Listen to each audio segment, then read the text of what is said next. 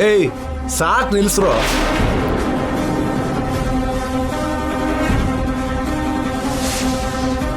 ಒಂದು ತಾಯಿ ಹೋಟೆಲ್ ಹುಟ್ಟಿರೋ ಅಣ್ಣ ತಮ್ಮದಿರಾಗಿರೋ ದಾಯದಗಳ ತರ ಇರಬೇಡಿ. ಆ ವಿಷಯನ ಅವನಿಗೆ ಹೇಳಿ ಅಪ್ಪ. ನಂಗಲ್ಲ, ಅವನಿಗೆ ಹೇಳಿ.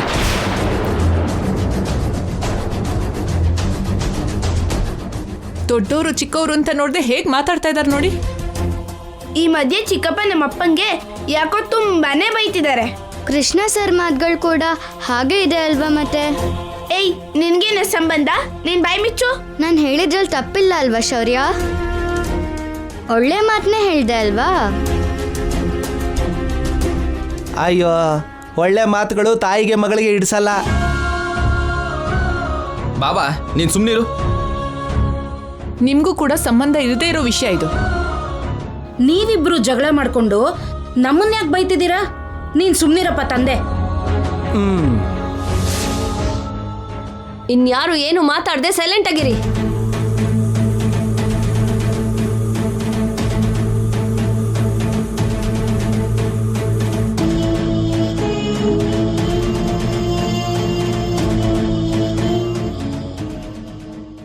ಅಕ್ಷಯ,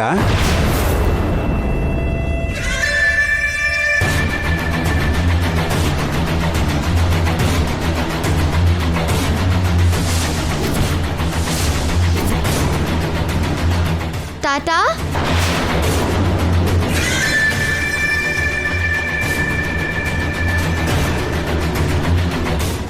ಬಂಗಾರ, ಇವಾಗ ಇವನ್ ಯಾಕೆ ಎಂಟರ್ ಅದ? ಮತ್ತೆ ಏನ್ ವಿಷಯ ತಂದಿದ್ದಾನೆ ನೋಡೋಣ. ಎಲ್ರೂ ಏನೋ ಚಿಂತೆಯಲ್ಲಿರೋ ಹಾಗಿದ್ದೀರಾ? ಬೆಳಗ್ಗೆಯಿಂದ ಅವನಿ ಮೇಡಮ್ ಕಾಣಿಸ್ತಿಲ್ಲ ತಾತ. ಅದಕ್ಕೆ ಎಲ್ಲರೂ ಚಿಂತೆ ಮಾಡ್ತಾ ಇದ್ದಾರೆ.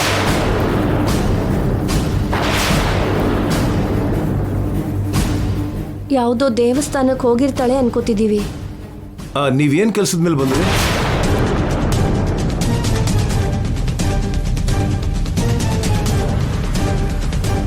ನಿಮ್ಮಮ್ಮ ಹೇಳಿದ ರೀತಿಯಲ್ಲಿ ಇವಾಗ ನಿಮ್ಮೆಲ್ಲರ ಮುಂದೆ ನೀನು ಅವನಿ ಮಗಳು ಅನ್ನೋ ನಿಜಾನ ಹೇಳ್ತಿದ್ದೀನಮ್ಮ. ಯಾವ ವಿಷಯಕ್ಕೆ ಬಂದಿದ್ದೀರಾ ಅಂತ ಕೇಳಿದ್ರೆ ಏನು ಕೇಳಿಸ್ತಿಲ್ವಾ ನಿಮಗೆ? ನಿಮ್ಮ ಕಿವಿಯಲ್ಲಿ ಏನಾದರೂ ಸಮಸ್ಯೆ ಇದೆಯಾ? ಅಕ್ಷಯ ಬಗ್ಗೆ ಹೇಳೋಣ ಅಂತ ಬಂದೆ.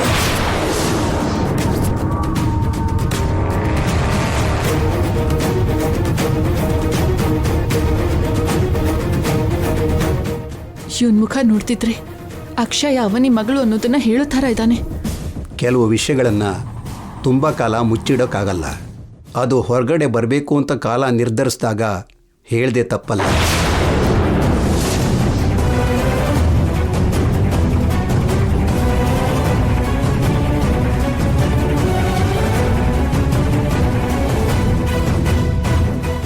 ಡೌಟೇ ಇಲ್ಲ, ಆ ನಿಜಾನ್ ಹೇಳೋದಕ್ಕೆ ಬಂದಿದ್ದಾನೆ. ಅಣ್ಣ, ಸ್ವಲ್ಪ ಬೇಗ ಹೋಗಿ ಅಣ್ಣ. ಇಷ್ಟು ದಿನ ಕೆಲವು ಕಾರಣಗಳು ನನಗೆ ಅಡ್ಡಿ ಮಾಡ್ತಾ ಇತ್ತು. ಈಗ ಹೇಳ್ದೆ ವಿಧಿ ಇಲ್ಲ. ಯಾಕೆ ಇಷ್ಟೊಂದು ಎಳೀತಿದ್ದೀರಾ? ವಿಷಯ ಏನಂತ ಹೇಳಿ. ಅದೇನು ಅಂದರೆ,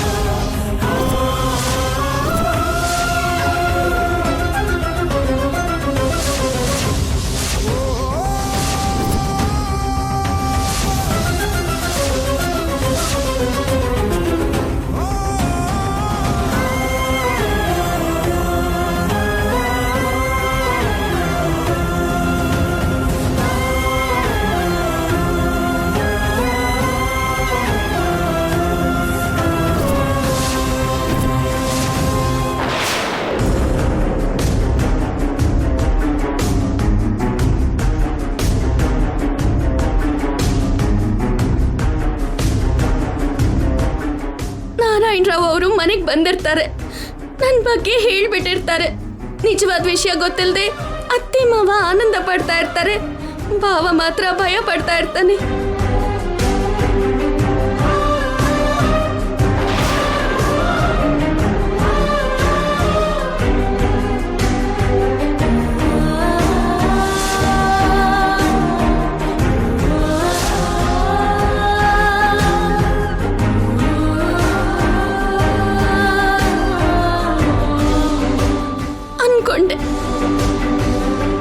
ಇಷ್ಟೊತ್ತಾಗ ನೀವು ಎಲ್ಲ ಹೇಳಿರ್ತೀರಾ ಅಂತ ಅನ್ಕೊಂಡೆ.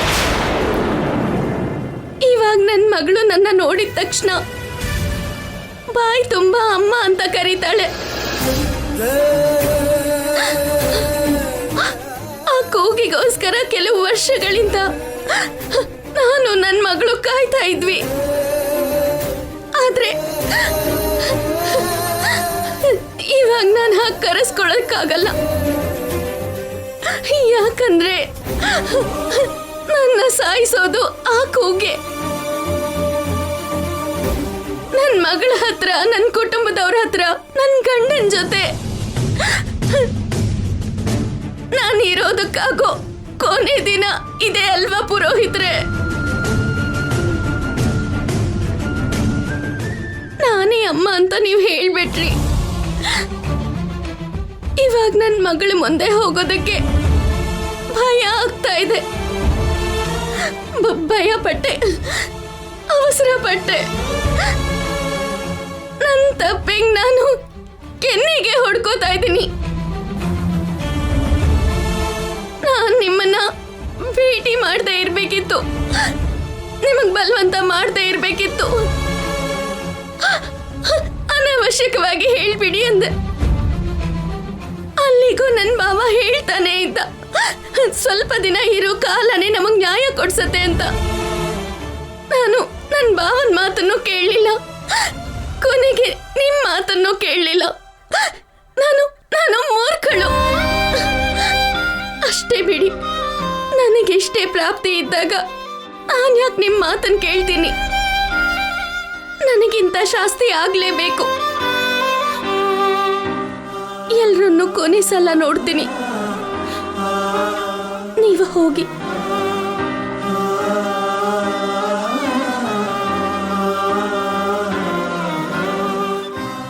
ನಾನು ನಿಜಾನ ಹೇಳಿಲ್ಲ.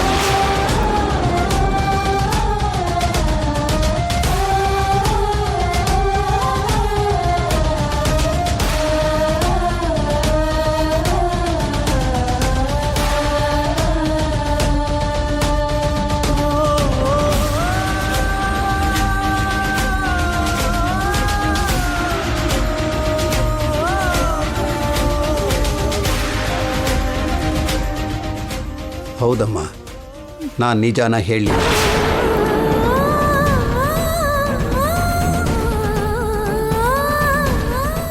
ಅಕ್ಷಯಗೂ ನಿನಗೂ ಮತ್ತೆ ಇರೋ ಸಂಬಂಧದ ಬಗ್ಗೆ ನಾನು ನಿಮ್ಮ ಮನೇಲಿ ಹೇಳಿಲ್ಲಮ್ಮ. ಅಕ್ಷಯ ನಿನ್ಗೆ ಹುಟ್ಟಿರೋ ಮಗಳು ಅನ್ನೋ ನಿಜ ಮನಸ್ಸಿಂದ ಬಾಯವರೆಗೂ ಬಂತು, ಆದರೆ ಬಾಯಿಂದ ಹೊರಗಡೆ ಬರಲಿಲ್ಲಮ್ಮ. ನಿಜವಾಗ್ಲೂ?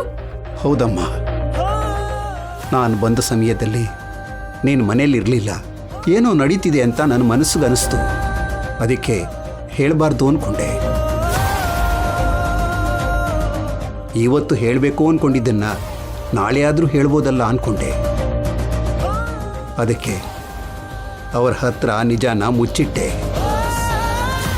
ತೋಚಿ ಸುಳ್ಳು ಹೇಳಿ ತಪ್ಪಿಸ್ಕೊಂಡು ಹೊರಗಡೆ ಬಂದೆ. ಅಯ್ಯೋ ನೀ ಹೇಳಮ್ಮ, ಏನಾಯ್ತು ತಾಯಿ? ಯಾಕಮ್ಮ ಇದೆಲ್ಲ? ನೀವು ಮಾಡಿರೋ ಸಹಾಯಕ್ಕೆ ಏನ್ ಕೊಟ್ಟು ನಿಮ್ ಋಣ ತೀರಿಸ್ಕೊಳ್ಳಿ. ನಾನು ಅವಸರ ಪಟ್ಟ ಹಾಗೆ ನೀವು ಅವಸರ ಪಟ್ಟು ನಿಜಾನ ಹೇಳ್ದೇನೆ ನಮಗ್ ತುಂಬಾ ಸಹಾಯ ಮಾಡಿದ್ರಿ. ನನ್ನ ಪ್ರಾಣ ಕಾಪಾಡಿದ್ರಿ. ನನ್ನ ಮಗಳಿಗೆ ಅಮ್ಮ ಅನ್ನೋ ಕೂಗನ್ನ ವರವಾಗಿ ಕೊಟ್ಟಿದ್ದೀರಾ ನೀವು. ನಿನ್ನ ವೇದನೆ ನೋಡ್ತಾ ಇದ್ರೆ ಏನೋ ನಡೆದಿದೆ ಅನ್ಸುತ್ತೆ. ಏನಾಯ್ತಮ್ಮ? ದೊಡ್ಡ ನಿರ್ಧಾರನೇ ತಗೊಂಡಿದ್ದೆ ನಾರಾಯಣರಾವ್ ಅವರೇ. ನಾನು ಊಹಿಸ್ಕೊಂಡಿದ್ದು ಒಂದಾದ್ರೆ ನಡೆದಿದ್ದೆ ಇನ್ನೊಂದು. ನೀವು ಗಂಡ ಹೆಂಡತಿ ಹತ್ರ ಒಂದು ಯಾಗ ಮಾಡಿಸ್ತೀನಿ, ಪ್ರಾಣಗಂಡ ನಿವಾರಣಾ ಯಾಗ. ಆ ಯಾಗ ಮೃತ್ಯುಂಜಯ ಯಾಗ ಇದ್ದ ಹಾಗೆ. ಅದು ಯಾವುದೇ ಅಡ್ಡಿ ಇಲ್ಲದೆ ನಡೆದು ಹೋದರೆ ತಾಯಿ ಮಗಳ ಮಧ್ಯೆ ಇರೋ ಗಂಡಾಂತರ ದೂರ ಆಗುತ್ತೆ.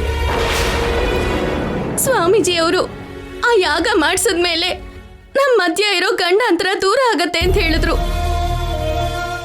ಅಮ್ಮ ಅಂತ ಕರೆದ್ರು, ಯಾವ ಸಮಸ್ಯೆನೂ ಆಗಲ್ಲ ಅಂದ್ರು. ಅದಕ್ಕೆ ತುಂಬಾ ಅವಸರದಲ್ಲಿ ಬಂದೆ. ಅಮ್ಮನವರು ಎಷ್ಟು ದೊಡ್ಡವಳಮ್ಮ, ಕೊನೆ ನಿಮಿಷದಲ್ಲಿ ಎಲ್ಲ ಬದಲಾಯಿಸ್ಬಿಟ್ಲು. ನನ್ನ ಹತ್ರ ನಿಜ ಹೇಳಿಸ್ದೇನೆ ತಡೆದ್ಲು. ನಿನ್ನ ಮಗಳ ಮುಖ ನೋಡಿದ ಮೇಲೆ ಅವಳಿಗೆ ತಾಯಿನ ದೂರ ಮಾಡಬೇಕು ಅಂತ ನನಗೆ ಅನಿಸ್ತಿಲ್ಲ ಅಮ್ಮ. ನನ್ನ ಮನಸ್ಸಾಕ್ಷಿ ಇದಕ್ಕೆ ಒಪ್ಕೊಳ್ಳಿಲ್ಲ. ಅದಕ್ಕೆ ಸುಮ್ಮನಾಗೋದೆ. ಏನೇ ನಡೆದ್ರು ನಮ್ಮ ಒಳ್ಳೇದಕ್ಕೆ ಅಂತ ಇದಕ್ಕೆ ಹೇಳ್ತಾರೋ ಏನೋ. ಇದೊಂದು ದಿನ ನೀನು ಹುಷಾರಾಗಿರು ತಾಯಿ, ಸರಿನಾ? ಇನ್ನು ನಾನು ಹೊರಡ್ತೀನಿ ತಾಯಿ. ಆರೋಗ್ಯ ಪ್ರಾಪ್ತಿರಸ್ತು, ದೀರ್ಘ ಸುಮಂಗಲಿ ಭವ.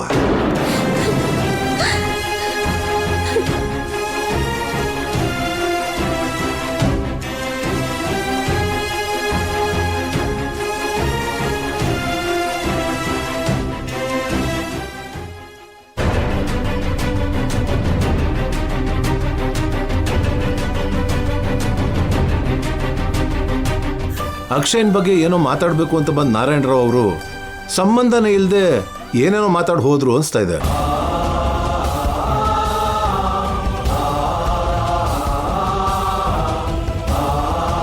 ಅಲ್ಲಿ ನೋಡಿ, ಅವನಿ ಬಂದ್ಲು.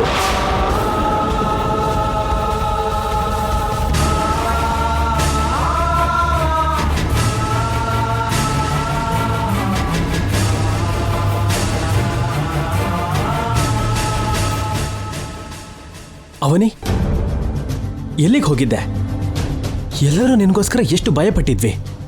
ಫೋನ್ ಕೂಡ ತಗೊಂಡು ಹೋಗಿರ್ಲಿಲ್ಲ.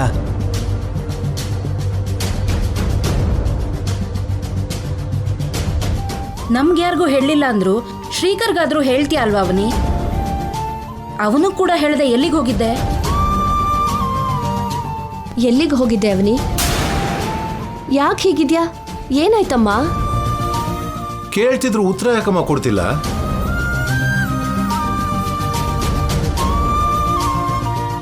ನೀವು ಮೌನವಾಗಿದ್ದೀರಾ ಅಂದರೆ ಏನೋ ನಡೆದಿದೆ ಅಂತ ಅರ್ಥ. ನೀವು ಹೇಳ್ಕೊಳಕ್ಕಾಗದಿರೋದು ಏನೋ ಆಗಿದೆ ಅಂತ ಅರ್ಥ. ಇಲ್ಲ ಅಂದರೆ ನೀವು ಯಾರಿಗಾದ್ರೂ ಉತ್ತರನ ಕೊಡ್ತೀರಾ. ನಿನಗೋಸ್ಕರ ಬಂದ್ಬಿಟ್ಟೆ ಅಮ್ಮ.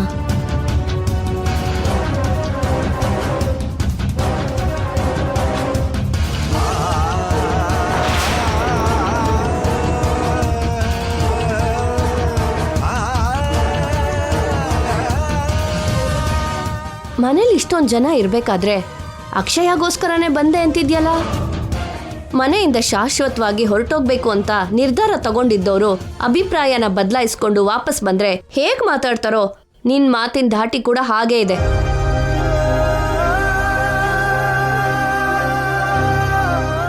ಎಲ್ರನ್ನೂ ಬೇಡ ಅನ್ಕೊಂಡು ಒಬ್ರಿಗಾಗಿ ಮಾತ್ರ ಬದುಕಿರೋರ್ ಥರನೇ ನೀನೀಗ ಮಾತಾಡ್ತಾ ಇರೋದು. ಅವನಿ ಮಾತಲ್ಲಿ ಏನೋ ನಿಗೂಢವಾದ ಅರ್ಥ ಇದೆ. ನಾವು ಎಷ್ಟೇ ಕೇಳಿದ್ರೂ ಆ ನಿಜ ಮಾತ್ರ ಹೊರಗೆ ಬರಲ್ಲ. ಅದೇನು ಅಂತ ಅವನಿನೇ ಹೇಳಬೇಕು.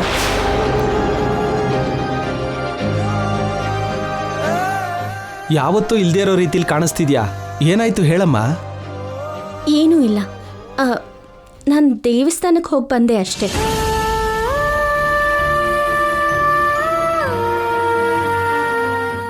ಈ ವಿಷಯ ಹೇಳೋದಕ್ಕ ಎಲ್ರಿಗೂ ಇಷ್ಟೊಂದು ಟೆನ್ಷನ್ ಕೊಟ್ಟಿರೋದು? ಮುಂದಿನ ಬಾರಿ ಹೊರಗಡೆ ಹೋಗೋವಾಗ ಸ್ವಲ್ಪ ಹೇಳಿ ಹೋಗಮ್ಮ.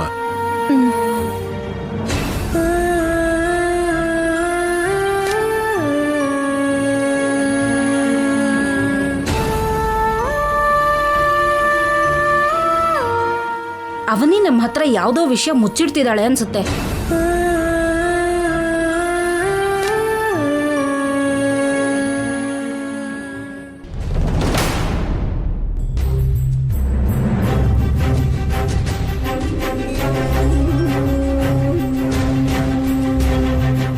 ನೀನು ದೇವಸ್ಥಾನಕ್ಕೆ ಹೋಗಿರಲಿಲ್ಲ. ಅಲ್ಲಿ ಎಲ್ಲರ ಮುಂದೆ ನೀನು ಹೇಳಿದ್ದು ಸುಳ್ಳು ಅಂತ ನನಗೆ ಅರ್ಥ ಆಯಿತು. ಫೋನ್ ಕೂಡ ತಗೊಂಡು ಹೋಗಿಲ್ಲ. ನಿನ್ನ ನೋಡ್ತಿದ್ರೆ ಏನೋ ನಡೆದಿರೋ ಹಾಗೆ ಅನ್ನಿಸ್ತಾ ಇದೆ. ಏನು ನಡೀತು ಅಂತ ನನ್ನ ಹತ್ರ ಆದರೂ ನಿಜ ಹೇಳು ಅವನಿ.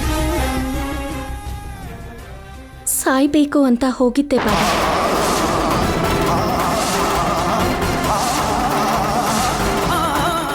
ನನ್ನ ಮಗಳು ಈ ಮನೆ ವಾರಸ್ದಾರಳಾಗಿ 10 ಊರಿಗೆ ಅತ್ತೆ ಆಚಾರದ ವಾರಸ್ದಾರಳಾಗಿ ಬದುಕಬೇಕು ಅಂದ್ರೆ ನಾನು ಬದುಕಬಾರ್ದು ಅನ್ಕೊಂಡೆ. ನಾನೊಂದು ಅನ್ಕೊಂಡ್ರೆ ಮತ್ತೊಂದೇ ನಡೀತು ಬಾವ.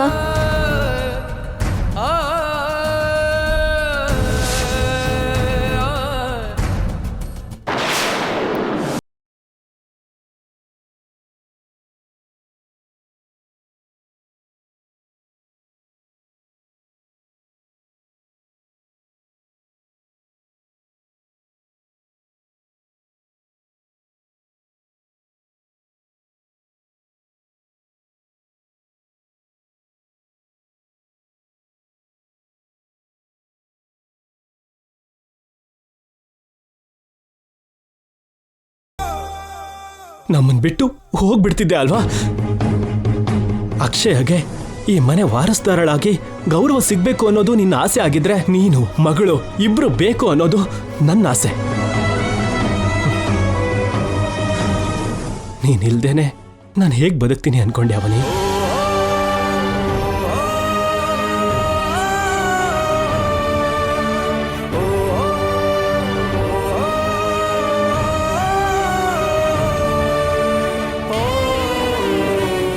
ಮನೇಲಿ ಯಾರಿಗೂ ಹೇಳ್ದೇನೆ ನಾಳೆ ದೇವಸ್ಥಾನಕ್ಕೆ ಹೋಗಿ ಯಾಗ ಮಾಡಿಸೋಣ ಬಾವ. ಸರಿ ಅವನಿ.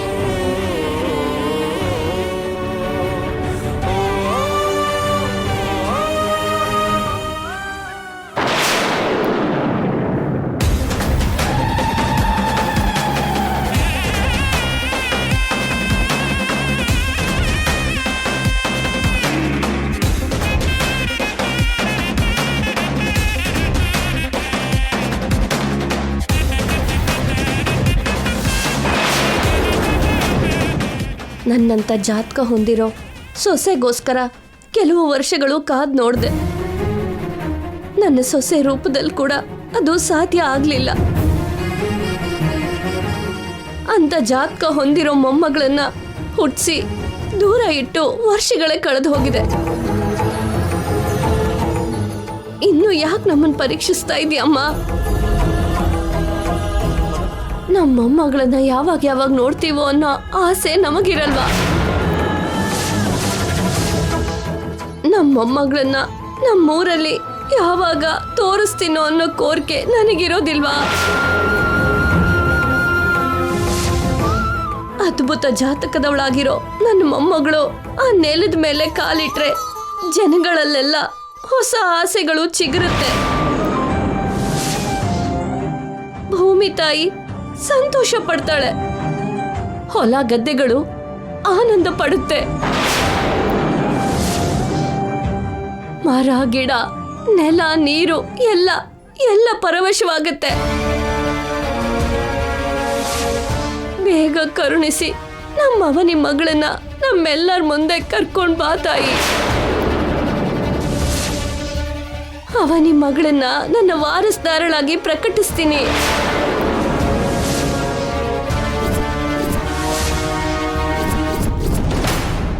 ನನ್ನ ಜವಾಬ್ದಾರಿನ ಇಳಿಸ್ಕೋತೀನಿ.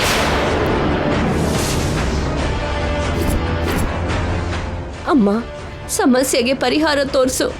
ನಾನು ಎಷ್ಟು ದಿನ ಬದುಕಿರ್ತೀನೋ ನನಗೆ ಗೊತ್ತಿಲ್ಲ. ನನ್ನ ಪ್ರಾಣ ಇರೋವಾಗ್ಲೇ ನಡಿಬೇಕಾಗಿರೋದನ್ನೆಲ್ಲ ನಡೆಸು. ಇದನ್ನು ಮೀರಿ ನಿನ್ನ ಬೇಡ್ಕೊಳ್ಳೋದು ಏನೂ ಇಲ್ಲಮ್ಮ.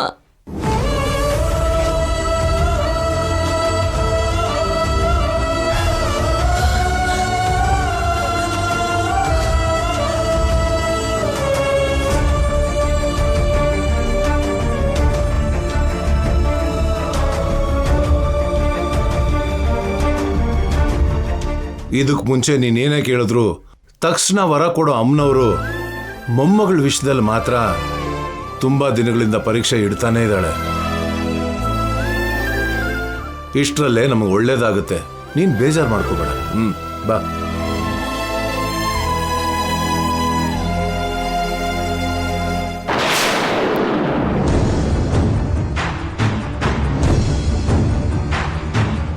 ಅವಳು ಕಣ್ಣೀರ್ ಹಾಕೊಂಡು ಕೇಳ್ಕೊಂಡ್ಲು ಅಂತ ನೀನು ಅವಸರಪಟ್ಟು ಕರುಣಿಸ್ಬೇಡ ತಾಯಿ. ನನಗೆ ಅನ್ಯಾಯ ಆಗೋಗುತ್ತೆ.